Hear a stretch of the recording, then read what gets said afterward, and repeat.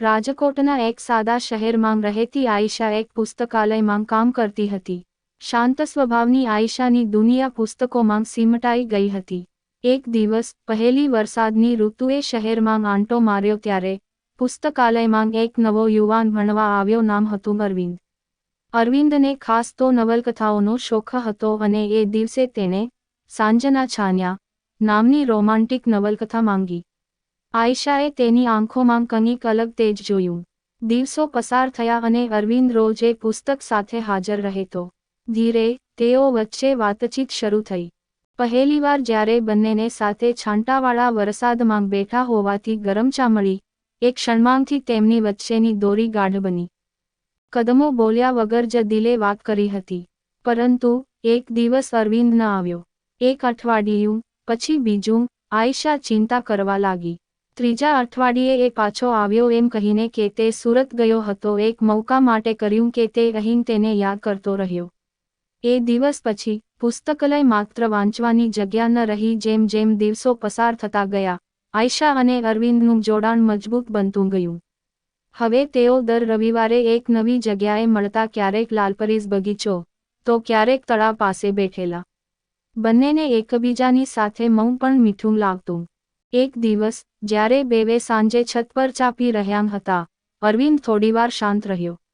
પછી એણે ધીમે અવાજે કહ્યું, આયશા, શું તું મારે સાથે જીવનની દરેક સિઝન વિતાવવા તૈયાર છે?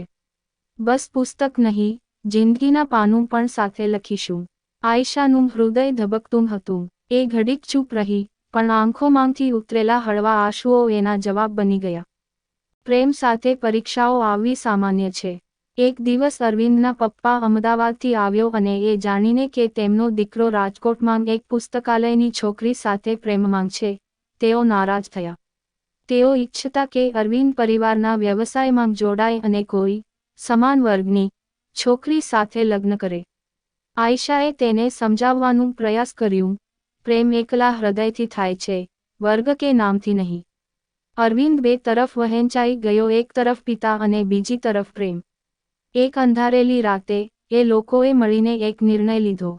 6 મહિના પછી એક નવો પુસ્તકાલય ખુલે છે. નામ છે વર્ષાની વેદના. ઓપનિંગના દિવસે અંદર પ્રવેશતા જ મોટા બેનર પર લખેલું હોય છે, અહીં પ્રેમ વાંચાય નહીં, જીવાય છે. આયશા અને અરવિંદ બંને એકસાથે કામ કરે છે. પિતા પણ હવે વારંવાર આવે છે અને આયશાની હાથની ચા ખૂબ પસંદ છે તેમને. અંતે પ્રેમનો સંદેશ એ છે કે જો ઈરાદો સાફ હોય તો કોઈ પણ વર્ષા પ્રેમના દીપકને શક્તિ નથી. પુસ્તકાલય સારી રીતે ચાલી રહ્યું હતું. લોકો હવે વર્ષાની વેદના માંગ માત્ર પુસ્તકો જ વાંચવા નહીં, પણ પ્રેમને અનુભવવા પણ આવતા. આયશા અને અરવિંદના સંબંધમાં પારદર્શિતા અને મીઠાશ હતી. એક દિવસ જ્યારે તેઓ પાટણના એક પુસ્તક મેળામાં ગયેલા, ત્યાં એક અજાણી સ્ત્રી તેમને જોઈને કાનિક વિચારતી રહી. પછી તેનેથી પછડાવ્યું, અરવિંદ, તું? અરવિંદ ચોંકી ગયો. એ સ્ત્રી હતી નૈના, અરવિંદની બાળપણની મિત્ર. બંનેનો કોઈક જમાનામાં ખૂબ ગાઢ સંબંધ હતો, જે સમય સાથે વિખૂટા પડી ગયો હતો. આયશાને નૈનાની નજરે કંઈક અલગ લાગ્યું.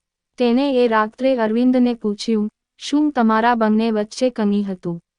અરવિંદ થોડીવાર ચૂપ રહ્યો, પછી કહ્યું, હા, એક સમય હતો. પણ એ વાત હવે અધૂરી યાદ બની ગઈ છે. હવે મારી પૂરી દુનિયા તું છે. આયશાએ પણ વિશ્વાસ રાખીને વાતનો પરિચય ત્યાં પૂરો કર્યો. અમુક મહિને પછી આયશા અચાનક બીમાર રહી. તપાસમાં જાણવા મળ્યું કે એ ગર્ભવતી છે. ઘરભરમાં ખુશીઓની લહેર ફરી ગઈ. હવે પુસ્તકાલયમાં નવા ખંડની યોજના બની રહી હતી, એક બાળ પુસ્તકોનો વિભાગ, જેમાં બાળકોએ બાળપણથી વાંચવાની આનંદ માણે. અરવિંદ ખુશ હતો, પણ એ સાથે વધુ જવાબદારી પણ આવવાની હતી. એને એક દિવસ ભીનું પેજ હાથમાં લઈને લખ્યું, તમે મારી વાર્તાની નાયિકા નહોતી, તું તો આખી કથા બની ગઈ. જેમ જેમ વર્ષો પસાર થયા, વર્ષાની વેદના એ શહેરનું હૃદય બની ગયું. તેમને એક દીકરી થઈ નિશા, જે પપ્પા જેવી કલ્પનાશક્તિ અને મમ્મી જેવી શાંતિ લઈને આવી. એક દિવસ નાની નિશાએ પૂછ્યું, મમ્મી, તમે પપ્પાને ક્યારેથી પ્રેમ કરવા લાગ્યા? આયશા હસીને કહે, જેમ પ્રથમ પાના પરથી નવલકથા પસંદ પડે છે, એમ જ પ્રથમ દ્રષ્ટિથી પ્રેમ થયો હતો. નિશા હવે 7 વર્ષની થઈ ગઈ હતી. એકદમ જિજ્ઞાસુ, પુસ્તકોની શોખીન અને કલ્પનાશીલ બાળકી. એક દિવસ શાળામાં પેરેન્ટ્સ ડે હતો. શિક્ષકોએ દરેક બાળકને કહ્યું કે તમારા માતા-પિતાનું જીવન શું સંદેશ આપે છે. નિશાએ લખ્યું, મારા મમ્મી પપ્પા કહેશે નહીં, પણ એમણે મને શીખવ્યું છે કે જો તમે પ્રેમને વાચા આપો તો એ દુનિયાને બદલવાની તાકાત રાખે છે. આ શબ્દો વાંચીને આસપાસના બધા લોકોના હૃદય પીગળી ગયા. આયશા અને અરવિંદ બંનેની આંખોમાં અશ્રુ હતા, ગૌરવ અને ભાવુકતાના. જીવન સદા સમાન રહેતું નથી. એક દિવસ અચાનક અરવિંદને હળવો હાર્ટ એટેક આવ્યો. સમયસર સારવાર થઈ ગઈ, પણ એ ઘટનાએ બંનેને ઝંકાવ્યું કે જીવન કેટલી જલ્દી બદલાઈ શકે છે. એ રાત્રે આરામ કરતી આયશાને અરવિંદે એક નાનો પત્ર આપ્યો. એમાં લખ્યું હતું, જો ક્યારેય હું તારા સાથેથી આગળ જાઉં તો ઉદાસ ન થઈશ. મને વાંચીને જીવતો રાખજે. જે પ્રેમ તું મને આપ્યો એ હવે વિશ્વને આપીશ. શબ્દો દ્વારા આયશા એ પત્ર વાંચીને રડી, પણ તેને સમજાઈ ગયું કે તે જીવનમાં ફરીથી કંઈક મોટું કરવાનું છે. 10 વર્ષ પછી નિશા હવે એક યુવાન લેખિકા બની છે.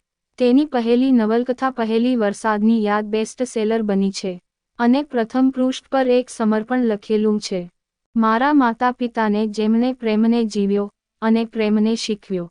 આયશા હવે વર્ષાની વેદના પુસ્તકાલયમાંથી બચ્ચાઓને વાંચન શીખવાડે છે. ત્યાં એક ખૂણામાં આરામદાયક ખુરશી છે અરવિંદની યાદ માટે.